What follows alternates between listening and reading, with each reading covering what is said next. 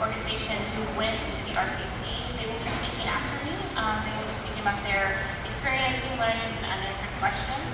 And then at the end of their speeches, there will be about 10 minutes for questions. So again, I'm Kathleen Carson.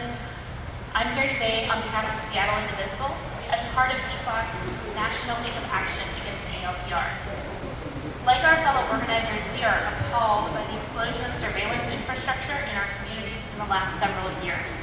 This infrastructure has not been demonstrated to improve public safety or help with crime clearance rates. However, it does introduce an enormous risk to our privacy and rights, particularly under the Trump regime. I was not personally able to tour the Real-Time Crime Center, so I will leave the details of the RTCC to the rest of the speakers and speak specifically about automated license plate readers, or ALPR cameras, and how they fit into the national conversation around surveillance. ALPR data can be aggregated through real-time crime centers, and ALPRs are a tangible example of the dangers we see with the rapid expansion of government surveillance tools. Using ALPRs, police departments continuously scan license plates and amass vast amounts of data without a warrant about people going about their daily lives, people who are entirely unconnected to any criminal activity. It is disproportionately deployed in Black and brown neighborhoods, exposing those residents to even more risk. Once this data exists, it can be misused in any number of ways, including in the building of analytical models that give the veneer of objectivity but reinforce racist policing practices. The data is vulnerable to backdoor access and security breaches. ALPR data is far from perfect. A dirty or bent license plate can lead to a false reading. Nationally, bad data has led to the police arresting and charging people who were not even in the area when a crime was committed, disturbing their lives and dragging them into the criminal legal system because a camera misread an 8 as a B. These are the sorts of mistakes humans make, but automated license plate readers make them faster and at a much, much larger scale, while giving police a false sense of certainty that short-circuits investigations. And the risk of these injustices are made more likely when multiple types of surveillance are used and aggregated, like we see in the RTCC. Police officers and others with access to ALPR databases have used the system to stalk and harass people, often ex-wives and ex-girlfriends. ALPR data has been used to track people traveling to states like Washington to access legal reproductive health care to punish them under other states' laws. Finally, we know that ICE and CPB are using ALPR databases, possibly profiling and targeting people based solely on the last name on the car's license. The UW Center for Human Rights has established that ICE and CPB continue to access the Washington ALPR database to target immigrants in violation of the Keep Washington Working Act. They are tracking people and violently ripping them out of cars based on imperfect ALPR data that they should not have access to. The SPD ALPR cameras are currently turned off, and they need to remain that way. Their use amounts to continuous warrantless searches that violate civil liberties and endanger people. This technology has not been proven to improve public safety. Instead, it is causing very real harm daily. It is simply not possible to make the use of this technology safe enough. I want to also add that this afternoon at 5 p.m., our friends at the South End Indivisible will be holding a rally at Renton City Hall to protest the use of ALPRs in our communities.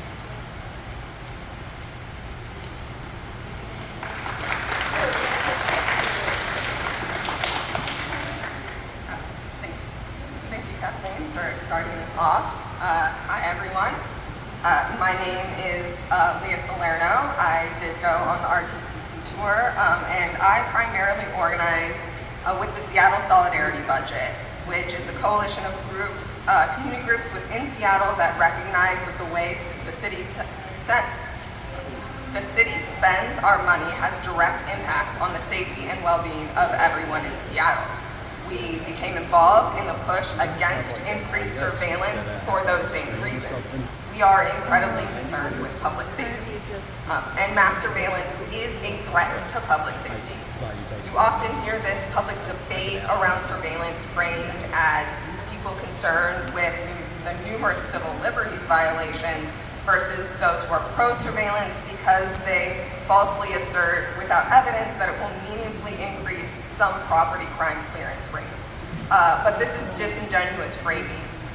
Yes, as an attorney, I am very concerned with the civil liberties implications and violations that the RTCC and mass surveillance will facilitate.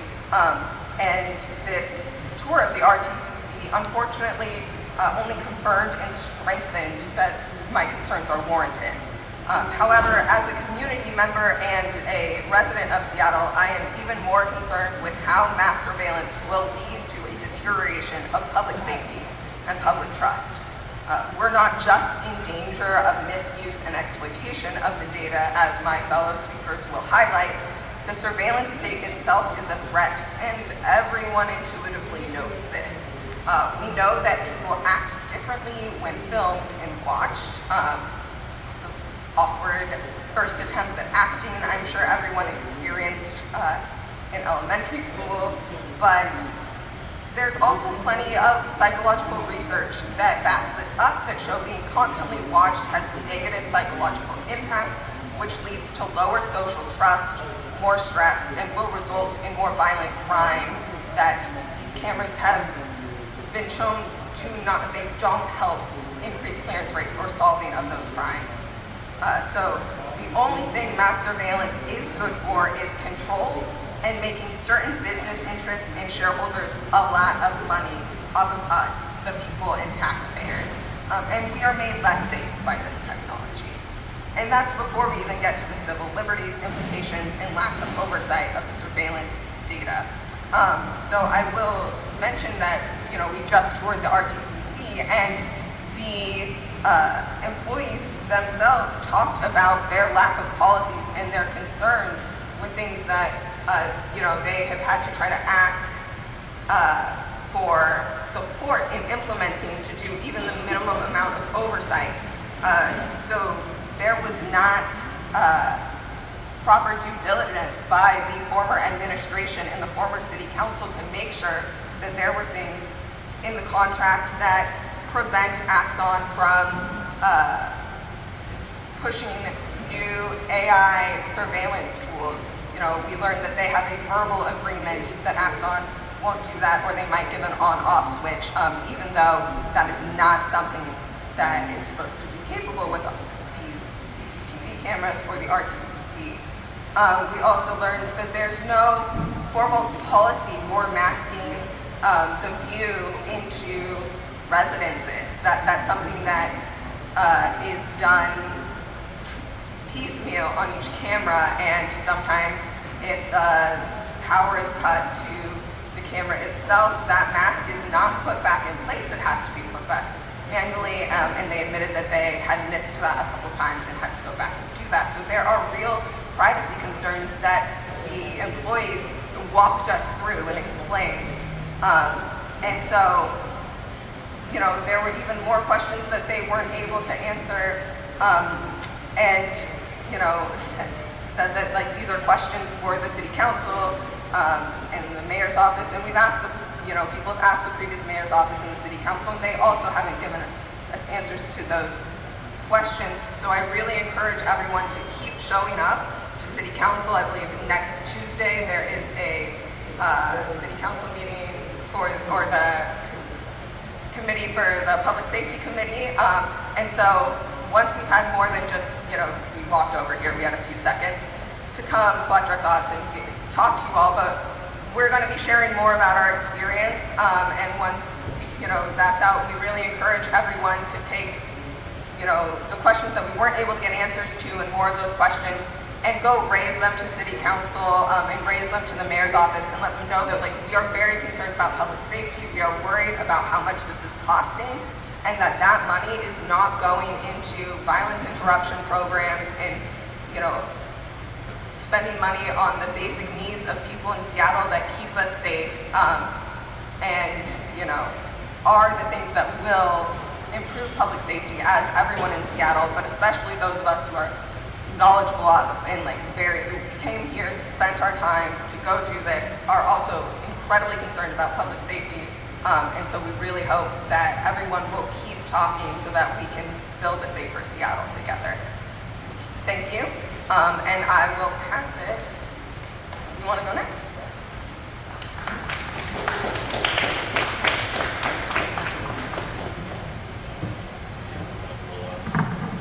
There we go, yeah, that helps. Appreciate it. All right.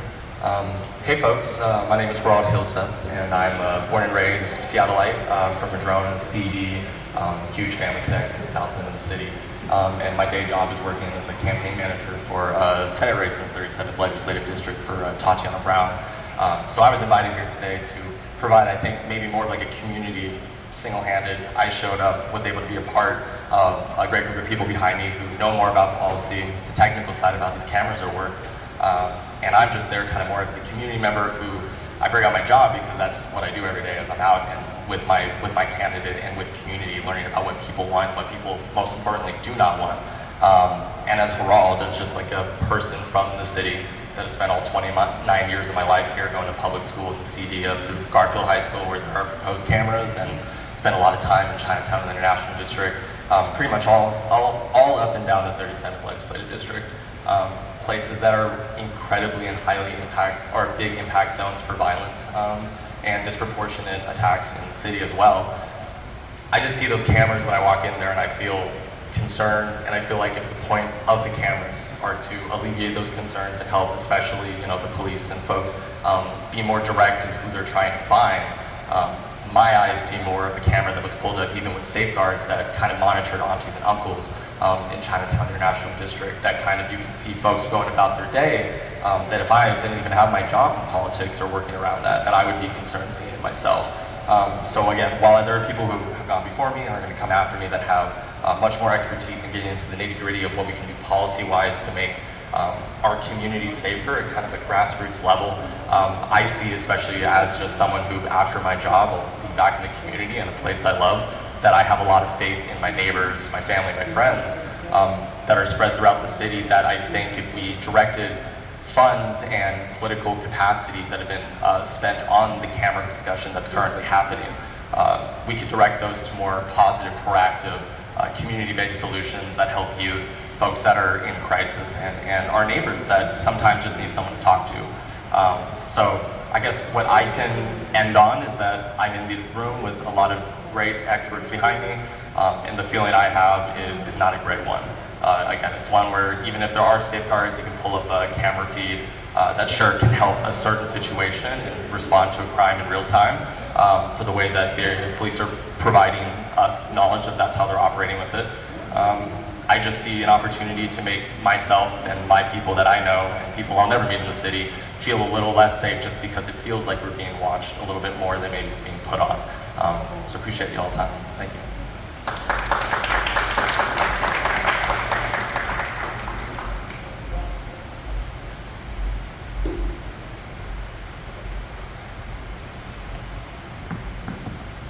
Good afternoon, friends. My name is AJ Randall, and I'm a cybersecurity engineer who's previously worked with Axon, a provider of the services for the Seattle Police Department's Real-Time Crime Center. And I had hoped that this tour would be an opportunity for SPD to assuage the three major concerns about our city's mass surveillance program that I had. The first concern is that false positives from these systems are extremely common, but cops are treating automated alerts from these tools as probable cause to initiate aggressive and often violent interactions with completely innocent people. Last August, Redmond police arrested a man named Thor Andrews Sr., who drove by an APLR camera which flagged his car as associated with somebody who had a felony warrant. The cops used that alert as a justification to surround his home, then violently force him into handcuffs before realizing they had the wrong person. It turned out that the warrant was actually for Thor Andrews Jr., his son. The second concern is that the Seattle Police Department and ICE both have contracts with Axon. Both store and utilize data in Axon's cloud platform, evidence.com. So how exactly these cameras are not assisting the Trump administration in its overtly racist deportation program that is tearing families apart in this community and murdering people across our country every day is lost to me.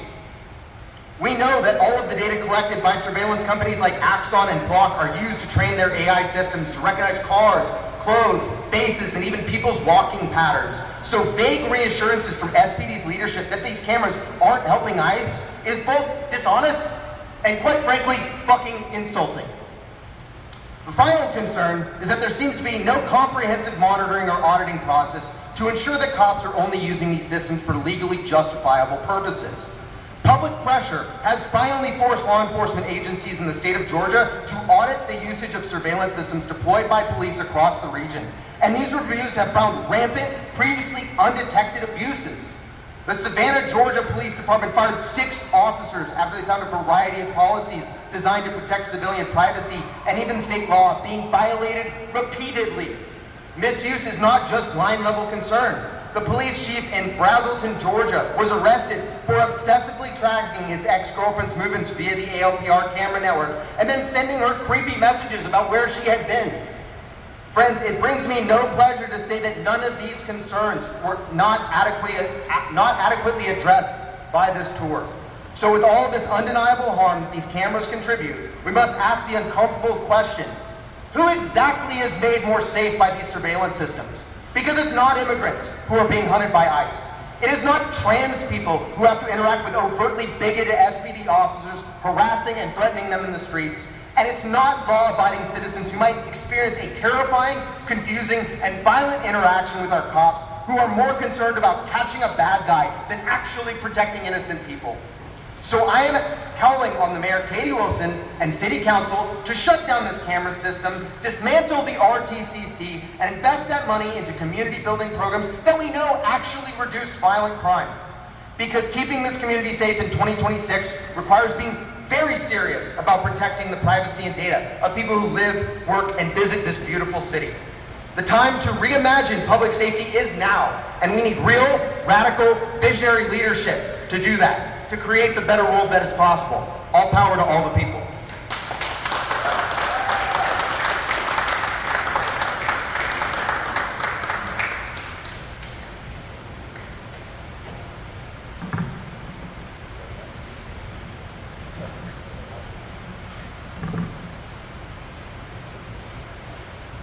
Good afternoon, Seattle. My name is Noah Williams. I'm a senior cybersecurity engineer in identity and access management at a large company in the transportation sector. And I'm also a member of the Transit Riders Union, who helped elect Katie Wilson and canvassed for her extensively. At this meeting today, I asked about root-level access to the camera systems that Seattle owns and supposedly operates, with some very scary findings. When the SPD and the mayor's office and city staff tell you that the footage lives on our servers until it is called up, that is true. They're not lying to you. The problem is that the control plane, which governs access to that entire system, decides when the footage can be uploaded and by who, is managed by a cloud vendor app controlled exclusively by Axon, the company. It does not live on our hardware. They can make software updates to it, they can push configuration changes, they can stream our footage to their cloud platform without telling us. And if they can do it, so can anyone who hacks them, and so can the federal government. And the city will have no idea. Another revelatory finding in that process was that when we started the procurement of this Fusus platform that integrates all of these systems, it was not an Axon system. So today, the mayor, the city staff, and SPD tell us that these cameras are not flock cameras. They're telling the truth. They're telling the truth for now, what is true today. But Flock is a big company, and if they were to purchase Axon tomorrow, a very plausible scenario in this vertically integrated surveillance state world, those would all become Flock cameras. It is for this reason that I believe that this system is structurally dangerous, that these cameras are just physical manifestations of a larger surveillance state with exceptional power, and that the illusion of control that we have with this footage being hosted on our hardware is just that. I call for the dismantling of the Real-Time Crime Center, for the disabling of these cameras, and for the retirement of the cloud control plane. Thank you.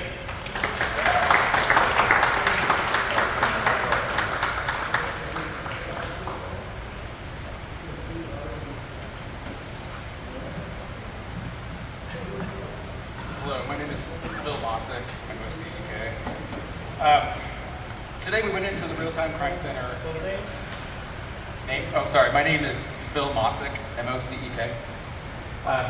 Today we went into the Real-Time Crime Center to find out, is this thing really about public safety? That's the claim. They're constantly going back to public safety.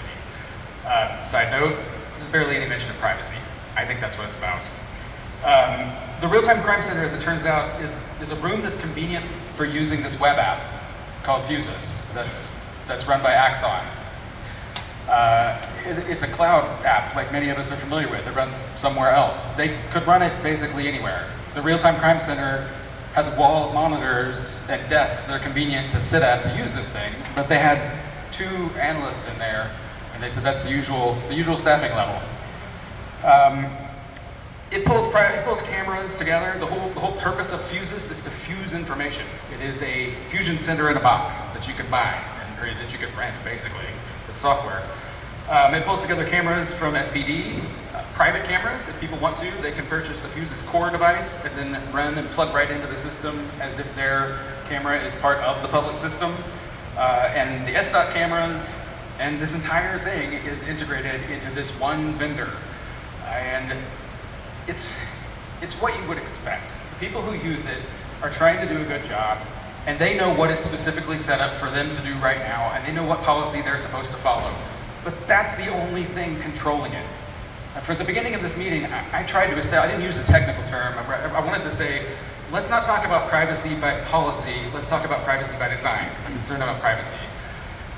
What I said was, okay, tell us not that you can't do something, tell us whether your policy prohibits it or it's not possible. And every time we asked about this, we either didn't get an answer or they basically said, yeah, that's policy. And so this entire thing, which some will argue if it's effective for various purposes, some will not.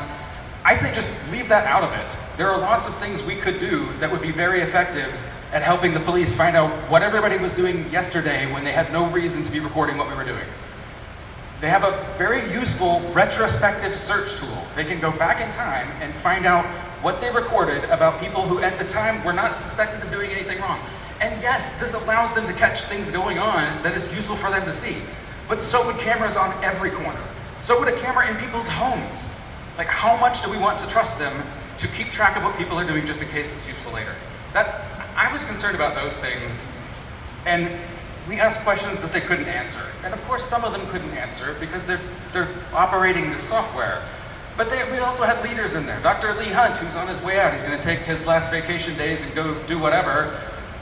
Well, first of all, he left in a huff. He was angered at questions we were asking, and he stormed out of the room twice, somewhat like someone else who left here recently.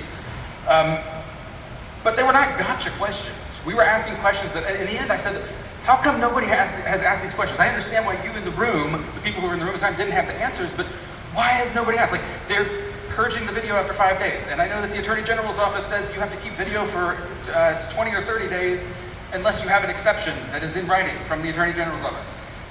They don't know if they're doing that. I think they're destroying videos that they're not even allowed to destroy. I would like that they didn't like to record them. It's unclear who's in charge or who knows what's going on or how it works other than Axon, and we're all being asked to trust them. We're starting a week of ALPR awareness, automated license plate readers, and people have for a long time thought of them in this sort of tripwire idea where you could put out an electronic APB and find out if any car of interest passes one of the machines. But that's barely how they get used. They're mostly used to slurp up information about every car that can be seen anywhere in case it's useful later. And in Seattle, they're supposedly turned off. But when I look at Axon's website for the Fleet 3 system that all the police cars in Seattle use, it says you cannot turn off the ALPR system once you subscribe to it. Even if your dashboard camera, nowadays it's not a separate ALPR, it's just part of the dash cam. Once you've subscribed that vehicle to the service, Axon says it will keep running even if the dash cam is off. I don't believe that they've actually turned them off. And I believe the mayor's office probably doesn't even know that they're designed to stay on, because everybody has been bamboozled by this one vendor who is working nationwide, and now even outside of the nation, and even into private places, to slurp up every bit of information they can. Axon is not a police equipment company, they're a data broker. And our city is selling our public data about where we're going, yes, in public, But automatically, with hundreds of cameras, after they told us there were 60, they admitted inside of there that yes, there's actually 5 cameras in each of the 1 locations, and nobody knows what was in the surveillance impact report, because that doesn't seem to matter. They just bowled right past all the process we have in place to keep this stuff under control. And when you ask tough questions, the leadership runs out in a huff, or corners you, and if you're a reporter, he might corner you and yell at you. That guy's going, I guess. We don't want the ALPR turned on. We don't want more cameras. We need community, not cameras. Thank you.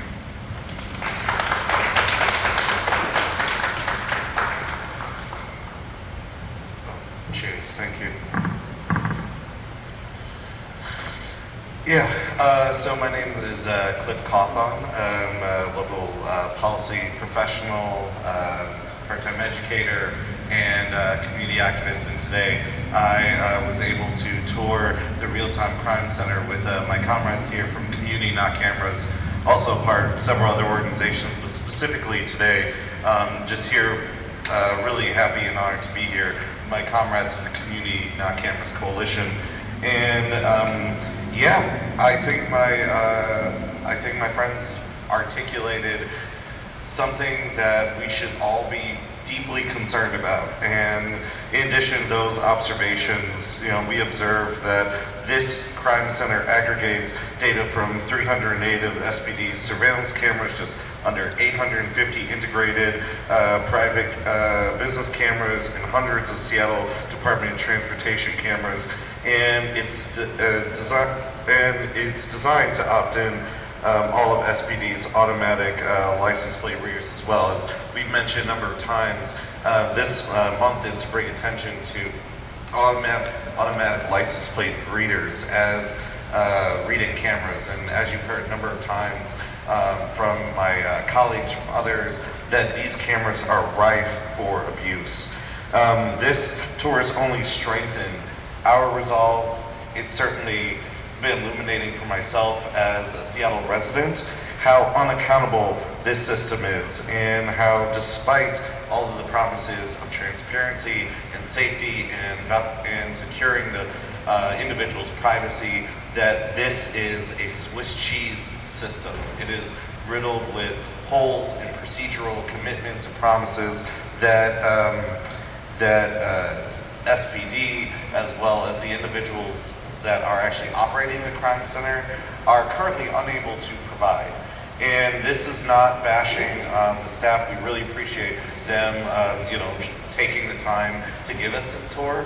But we came away from this tour not just with some unanswered questions. We also came away from this tour deeply concerned about this program, or rather about this tool being used in our city.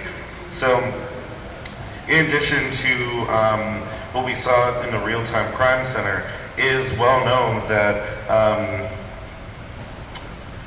it's very well known that despite the commitment of the city to not cooperate with ICE and border control, that despite these commitments, that this information, this can be litigated, information can be subpoenaed. We were told straight up that with a subpoena, there's a cool-off period, but they can provide this information. And there are a number of other loopholes that the federal government can utilize to get around sanctuary city policies as well. The federal government is currently kidnapping our neighbors. And a number of my comrades and friends have reiterated that, but I think it bears repeating, because this is an unacceptable and, quite frankly, terrifying state of affairs that, unfortunately, these days, it seems like we are normalizing. And programs like this, equipment like this being deployed in our city is furthering that normalization, as well as furthering the ability of ICE and the federal government to conduct such heinous acts. And recently, the Department of Licensing, sharing has been linked to 50 of these kidnappings and counting. There is no reason to think that federal agents would not, over time, seek to access the surveillance from the Real-Time Crime Center. In fact, just this January, ICE agents abducted a father around Aurora Avenue driving his 2-year-old to daycare. In fact, recently, through a number of friends in the CID, have learned about 2 kidnappings. And also, while we don't know that real-time crime center data has played a role in this, that given the porous nature of this system is just too risky. And I should add that these are 2 of the most surveilled parts of the city. So, in short, surveillance, and I want to be very clear when I say this, that my heart goes out to my neighbors that were affected by the Seattle, that were affected by the Seattle shooting. But we have to be honest with ourselves. Surveillance did not prevent that. And surveillance has been shown to be ineffective to prevent further violence and other tragedies in our communities, despite anecdotal stories here and there. The Aurora Corridor is still one of the most heavily surveilled areas in Seattle, yet gun violence continues regardless. We need real solutions. We need real investment in communities, not cameras. We need real investment in violence interruption. And with cameras, they will not stop violence. But community building, anti-violence interventions, and other community-based investments in order to give kids a safe place to go, in order to provide resources for the most marginalized in the city, as well as other ways to mediate violence and tensions in our community, that will make us safer. Community will make us safer. In fact, recently, Community Passageways was forced to let go of violence interrupters due to the lack of funding. And Community Passageways is providing services that prevent tragedies like the recent Light of Seattle shooting in Seattle Center. These interventions can prevent things like that from happening. And this is only one example of City Council and the former Harrell administration defunding and undermining violence prevention. In fact, and the impacts of those undermining actions reverberating to this very moment. Franklin High School's announced proposed cuts this year included school tutoring, family support, and restorative practices. Another example of how defunding these community assets is not making us safer and not helping us build community, not supporting the most vulnerable, precious folks in our community, but only exacerbating problems. So in the 2026 budget, another example, city shifted approximately 43 million general fund obligations on from the Families Education, Preschool, and Promise Levy in order to backfill the general fund. So with all these examples, with everything we've seen, I am resolute that this is the time to increase funding to violence interruption and other investments in community to prevent violence instead of expanding a surveillance state, instead of investing in cameras and more punitive measures. That investing in these tragedies are urgent. Lives literally depend on it. And we call upon City Council and Mayor Wilson to cancel their contract with Axon. As many of my colleagues have told you, Axon is increasingly growing its influence, consolidating its access to other services, and has been shown to be an untrustworthy vendor when it comes to our city's commitment to not cooperating with the heinous actions of the federal government. We call upon the city to cancel our contract with Axon, cancel a real-time crime center, and to redirect this surveillance funding to community violence prevention in a 2027 budget. The need for violence prevention is urgent. We've seen that these strategies work, and as I mentioned before, lives depend on it. And we invite community members, community organizations to sign on to our letter, which they can find through our social media channels for community, not cameras. And also we demand that the city invests, again, in community, not cameras, and proven strategies that will keep us safe, because we keep us safe. Thank you.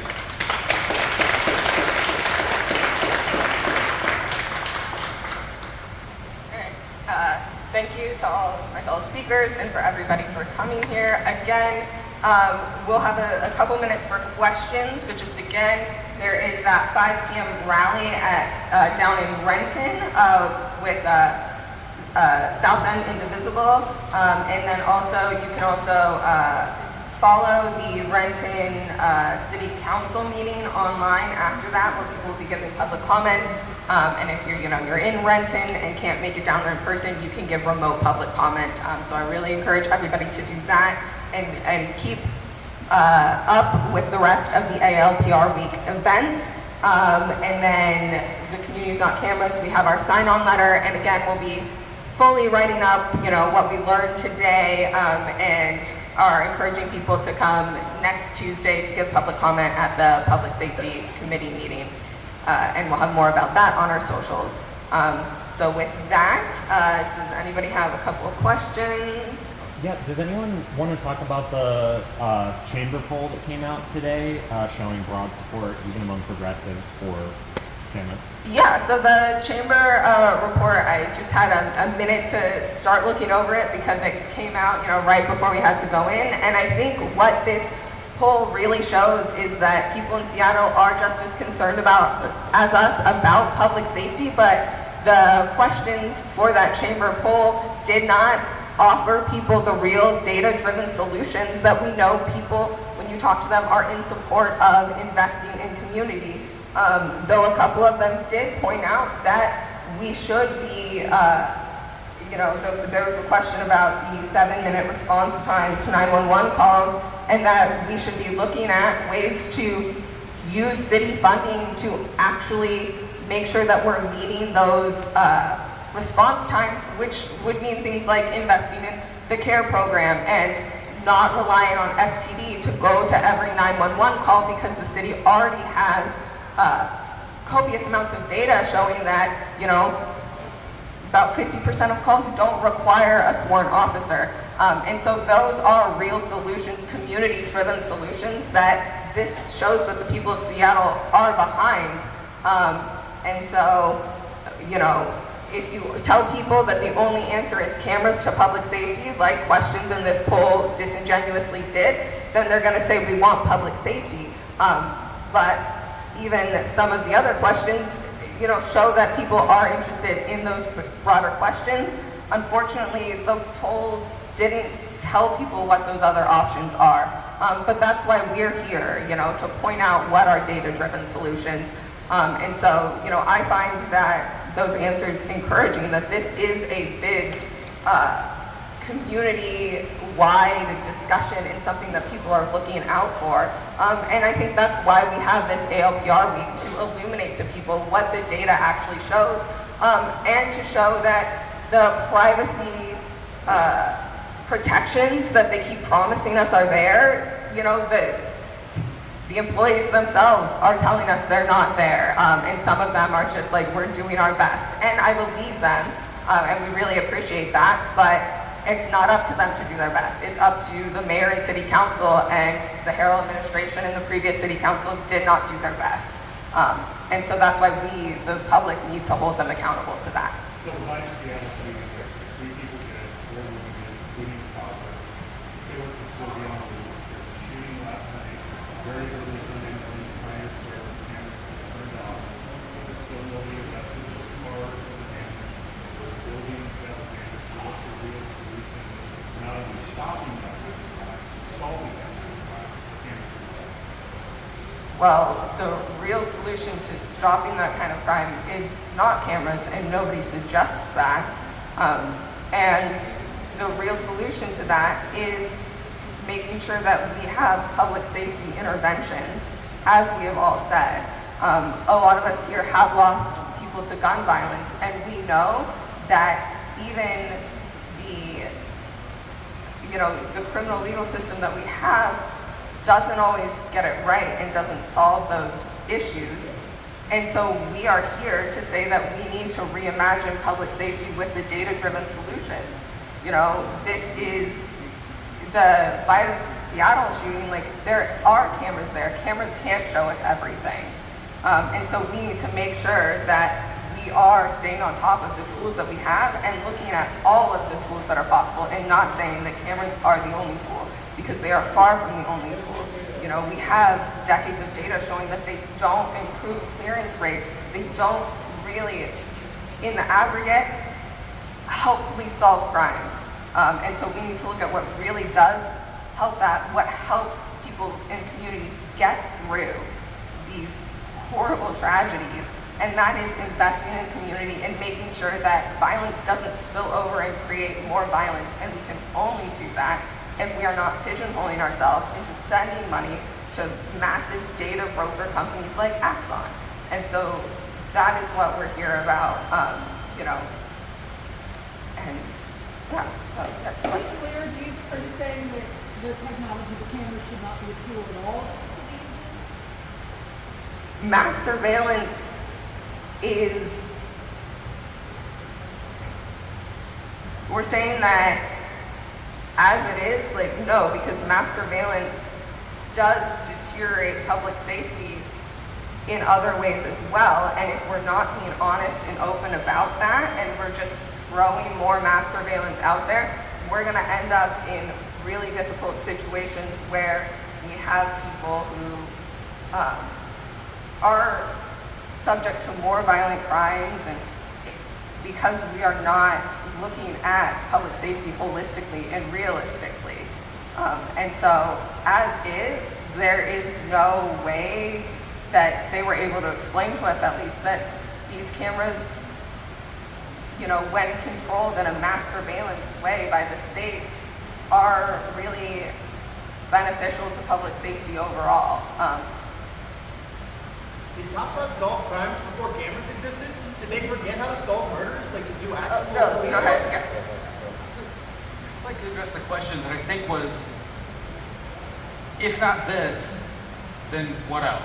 And I think that rarely can we justify something by saying, well, we don't know what else to do, and so that thing is good. So when people say, I mean, I think your question is sort of, if I can characterize it, is if something happens in public and nobody was there to see it or remember it, then what are we going to do? Well, what we've always done. Like that is not justification to put cameras everywhere such that we can record everything that happens in public in case nobody's there. There are a variety of things we could do to, I don't even want to address what it means to solve a crime, but if we narrow it down to finding out who did a specific thing in public when nobody was there to see it, there are a variety of privacy invasive measures we could take to solve that. And we don't do it because we live in a free society where we're not supposed to justify ourselves to cameras everywhere we go. This is where I think this keeps getting mixed up. We go back to like, well, what if I'm a parent? If something happened with my kid and I thought we could pull some camera images to get it, don't listen to me about new policy. Because I'm gonna do anything I can to help my kid. That does not mean that I am making rational public policy. I'm gonna wish that we had cameras everywhere. I'm gonna wish we had a camera in my house, which I would never approve if my kid is at stake. And so like the fact that these things happen sometimes, and sometimes cameras help figure out what happened when nobody was there, is not justification to put cameras everywhere. And when the cops tell us if they're only in a few certain places, that's only because they haven't gotten approval or the money to put them everywhere. And I don't want to live in a place like that. I was just going to add on to that is that we are making really clear choices. There are very clear trade-offs. Every dollar that we're spending on the equipment and on the data contract is a dollar that we are not spending on crime prevention or on community passageways and other long-term interventions that are proven to reduce crime, like substance use treatment, stable housing, and like I am a parent of young adults who recently graduated high school. All of the programs that were available to my children that are now being cut, that were specifically targeted to help reduce violence, they are not available to students now. We are making very clear trade-offs when we're spending millions of dollars on this infrastructure and on this data contract that is going out of state and out of our community.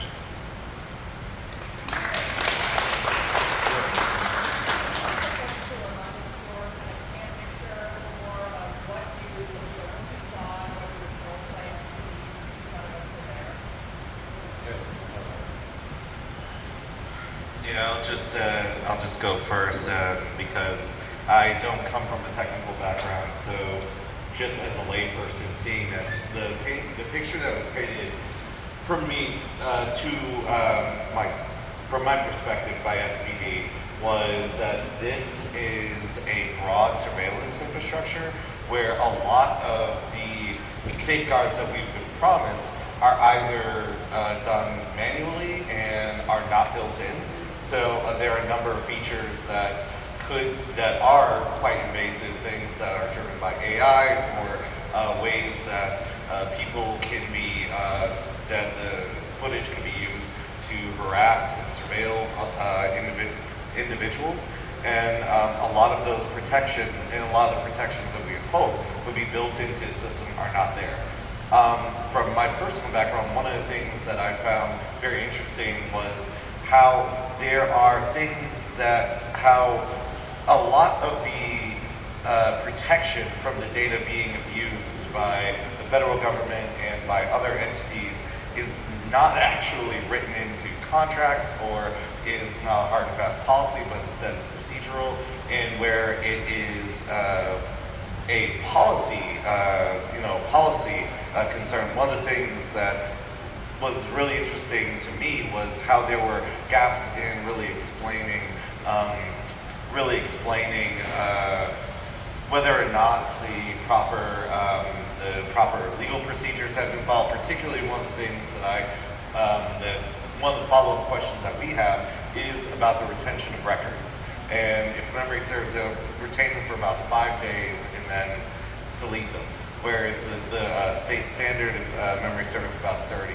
So one of the questions we asked, or one of the questions my colleagues asked was, well, did you get explicit permission from the state attorney general to delete those records? And we have not yet gotten a clear answer on that. But we will be following up with that. So if anyone else would like to come up and share.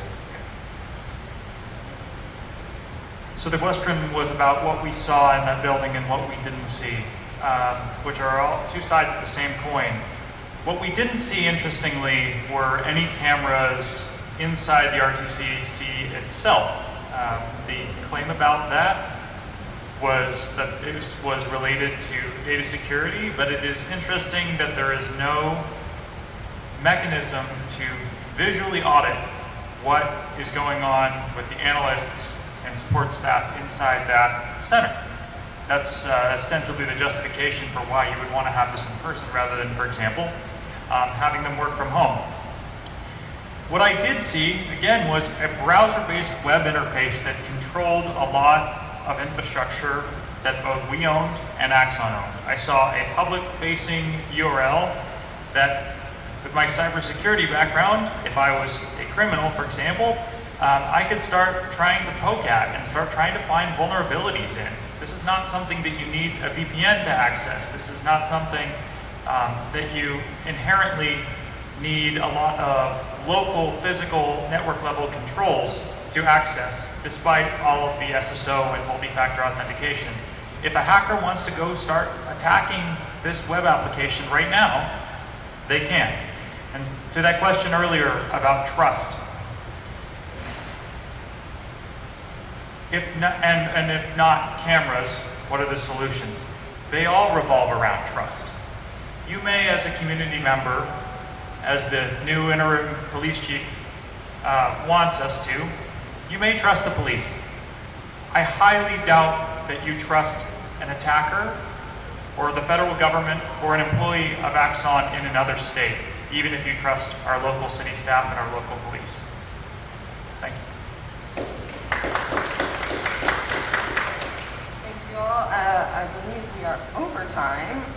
So yeah, again, Renton, 5 p.m. this evening. There are a ton more ALPR week events around the country to tap into.